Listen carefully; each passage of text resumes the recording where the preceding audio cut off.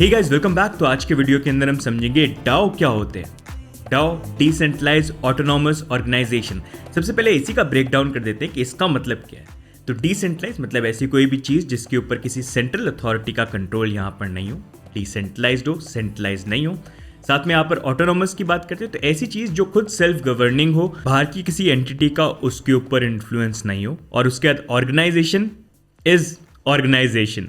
तो एक ऐसी ऑर्गेनाइजेशन जिस पे कोई सेंट्रल अथॉरिटी नहीं हो और खुद सेल्फ गवर्निंग हो, बाहर का कोई भी इंटरफेरेंस नहीं हो, उसी को यहाँ पर डाओ बोला जाता है। अब नेक्स्ट यहाँ पर अगर हम समझे कि डाओ वर्क किस तरह से करते हैं, तो डाओ का जो कॉन्सेप्ट है वो वैसे नया नहीं है। 2016 के अंदर सबसे पहला डाओ जो था उसको लॉन्च किया गया था, जिसका नाम था द डाओ, जो इथीरियम ब्लॉकचेन के ऊपर लॉन्च हुआ था। और ये पहला डाओ था जो लॉन्च हुआ था और पहला डाओ था जो हैक होके फेल यहाँ पर हो गया था। और अगर आप करंटली देखेंगे तो क्रिप्टो के अंदर दो यहाँ पर कॉइन्स हैं, इथीरियम और इथीरियम क्लासिक, जहाँ पर Ethereum classic original Ethereum blockchain थी।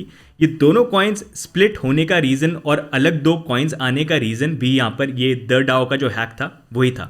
वैसा क्यों हुआ उसके बारे में भी किसी और वीडियो के अंदर हम बात करेंगे। लेकिन डाओ वर्क किस तरह से करते हैं, है क्या ये कॉन्सेप्ट। तो जैसे अगर आप देखोगे ट्रेडिशनल ऑर्गेनाइजेशन के अंदर होते हैं स्टेक होल्डर्स, जो पूरी ऑर्गेनाइजेशन को कंट्रोल करते हैं, उसके रूल्स को मैनेज करते हैं, ट्रेजरी को मैनेज करते हैं कि आगे ऑर्गेनाइजेशन में हमको क्या चेंजेस करने हैं।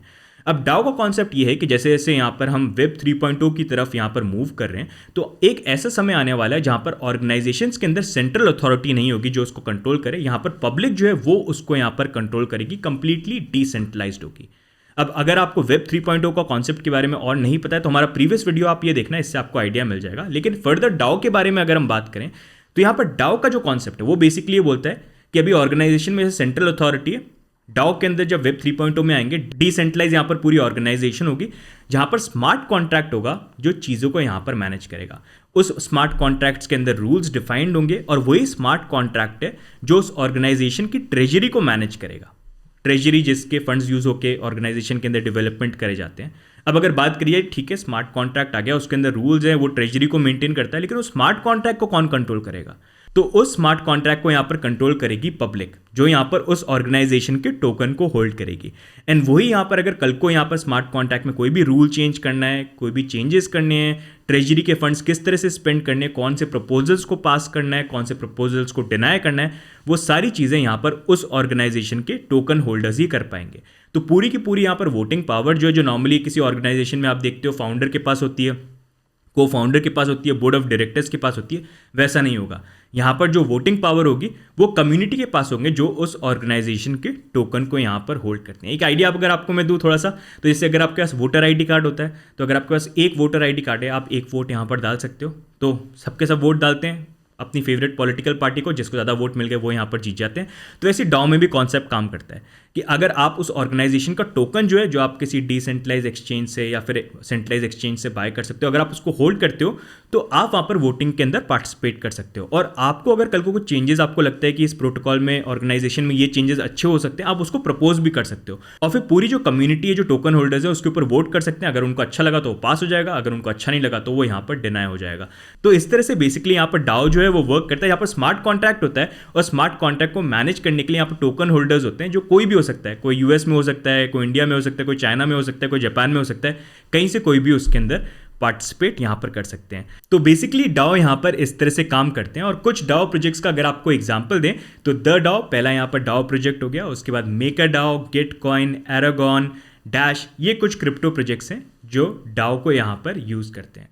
अब यहाँ पर डाओ के बेनिफिट्स और डिसएडवांटेजेस की अगर हम बात करें तो पहला यहाँ पर बेनिफिट है कि डाओ ट्रस्टलेस है, तो इसके कारण आपको किसी सेंट्रलाइज अथॉरिटी या किसी इंसान को ट्रस्ट करने की जरूरत नहीं है। जैसे किसी ऑर्गेनाइजेशन में आप किसी फाउंडर या को फाउंडर को ट्रस्ट करोगे, एंड इट डजंट मैटर कि उस ऑर्गेनाइजेशन में कौन इन्वॉल्व है, कौन इन्वॉल्व नहीं है, क्योंकि पूरी पब्लिक जो है वो उसको कंप्लीटली यहाँ पर मैनेज करती है। तो कोई सिग्निफिकेंट लोग नहीं हो सकते उस डाओ के अंदर, जो हैं या नहीं है डजंट इवन मैटर, बस वो ऑर्गेनाइजेशन है जो यहाँ पर चलती रहती है। दूसरी चीज़ यहाँ पर यह है कि जो डाओ बेस्ड यहाँ पर ऑर्गेनाइजेशंस होंगी, it can't be shut down, क्योंकि ये कंप्लीटली अगर आप देखोगे एक तरह से डिसेंट्रलाइज है, टोकन होल्डर्स इसको मैनेज करते हैं, वो उसको कंट्रोल करते हैं। तो कोई सेंट्रल यहाँ पर अथॉरिटी नहीं है या कोई ऑफिस नहीं है जो इस सारी चीज़ों को मैनेज कर रहा है, जिसके कारण उसको शट डाउन किया जाए, जो नॉर्मल ट्रेडिशनल ऑर्गेनाइजेशंस के अंदर पॉसिबल है। अगर कोई बोले कि शट डाउन कर, अथॉरिटीज़ बोले, तो वो यहाँ पर शट डाउन कर सकते हैं।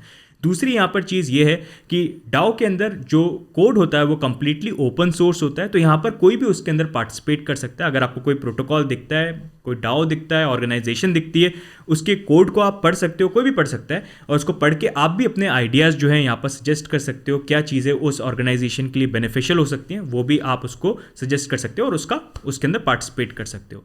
अब यहाँ पर थोड़े से नेगेटिव चीज़ों की अगर हम बात करें तो डाओ की अगर हम बात करें तो ऑल्दो डिसेंट्रलाइज्ड होना चाहिए पूरा जो ये ऑर्गेनाइजेशन यहाँ पर है, लेकिन एक मेजर जो फॉल्ट अभी करंटली जो इस स्पेस में देखने को मिला है, जिसके बारे में जैक डॉर्सी भी काफ़ी वोकल रहे हैं कि यहाँ पर अगर डाओ या फिर वेब 3.0 को देखा जाएगा तो मोस्टली ये जो ऑर्गेनाइजेशंस यहाँ पर हैं ये बोलती हैं कि ये डिसेंट्रलाइज्ड है, लेकिन ये डिसेंट्रलाइज नहीं है, क्योंकि यहाँ पर किसी भी ऑर्गेनाइजेशन को कंट्रोल करने के लिए आपके पास टोकन यहाँ पर होने ज़रूरी हैं। एंड मेजरली यहाँ पर जो प्रोटोकॉल्स हैं या जो ऑर्गेनाइजेशंस हैं उनके टोकन जो हैं यहाँ पर जो बड़ी बड़ी वीसीज हैं वो यहाँ पर होल्ड करती हैं। और उसका बहुत बड़ा रीज़न ये है कि मोस्टली यहाँ पर जो प्रोटोकॉल्स और ऑर्गेनाइजेशंस आते हैं इनको इनिशियली फंड्स रेज करने की ज़रूरत पड़ती है ताकि ये और डेवलपमेंट करें, तो वहाँ पर ये वीसीज के पास जाते हैं और वही वीसीज जो हैं बहुत मेजॉरिटी ऑफ टोकन्स बहुत कम प्राइस के अंदर खरीदते हैं, और जब उन टोकन्स की पब्लिक सेल होती है तो पब्लिक बहुत हायर प्राइस पे कम खरीदती है, प्लस कम होल्डिंग उनको मिलती है। एंड क्योंकि उस ऑर्गेनाइजेशन को रन करने के लिए आपके पास वोटिंग पावर टोकन्स के थ्रू ही आएगी, तो डेफिनेटली पब्लिक के पास यहाँ पर कम टोकन्स होते हैं, वीसीज के पास ज़्यादा यहाँ पर टोकन होते हैं। तो डिसेंट्रलाइज जो चीज़ होनी चाहिए वो इन अ वे कहीं ना कहीं काफ़ी प्रोटोकॉल्स में यहाँ पर सेंट्रलाइज्ड है, जो मे बी विद टाइम यहाँ पर चेंज हो। एक डिसएडवांटेज उसका यहाँ पर यह जाता है। दूसरा डिसएडवांटेज यहाँ पर यह जाता है क्योंकि यहाँ पर डाओ का जो कोड है वो कंप्लीटली ओपन सोर्स होता है, इसका मतलब कोई भी उसको रीड कर सकता है।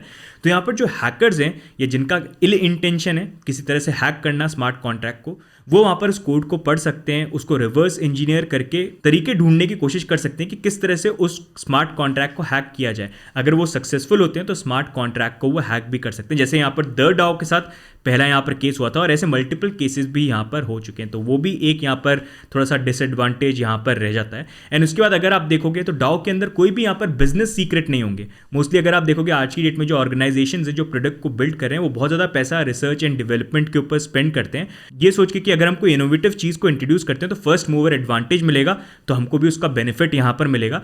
लेकिन अगर चीज़ें यहाँ पर ओपन सोर्स हैं, हर कोई देख सकता है, तो आपका रिसर्च एंड डेवलपमेंट में कोई सीक्रेट आपकी रहेगी नहीं और उसको कोई भी आपसे पहले यहाँ पर कॉपी कर सकता है देख के कि आप क्या चीज़ कर रहे हो। तो वो भी एक डिसएडवांटेज है जो यहाँ पर कहीं ना कहीं आ जाता है। तो गाइज आई होप आज का ये जो वीडियो देखने के बाद है आपको डाओ के बारे में एक बेसिक अंडरस्टैंडिंग तो थोड़ी सी यहाँ पर मिली गई होगी। अगर कुछ नया सीखने को मिला, एजुकेशनल लगा वीडियो, तो प्लीज़ डू लाइक इट, क्योंकि एजुकेशनल वीडियोज़ में व्यूज़ कम आते हैं, लेकिन अगर आपकी लाइक्स ज़्यादा आएंगे तो it will keep us motivated कि ऐसे ही कॉन्टेंट आप लोगों के लिए और यहाँ पर लेके आएँ। बाकी आपके क्या व्यू पॉइंट्स हैं यहाँ पर डाओ को लेके, आप कॉमेंट्स में डाल के ज़रूर बताना। ऐसे और कौन से टॉपिक हैं जो आप चाहते हैं कि हम हमारे चैनल के ऊपर यहाँ पर कवर करें, वो भी कॉमेंट्स में डाल के ज़रूर बताना। एंड प्लीज़ लाइक करना मत भूलिए, सब्सक्राइब करना मत भूलिए, because that is the only thing that keeps us motivated. तो आज के वीडियो में गाइस इतना ही, बाकी मिलते हैं अगले वीडियो में। तब तक के लिए bye and take care, bye bye.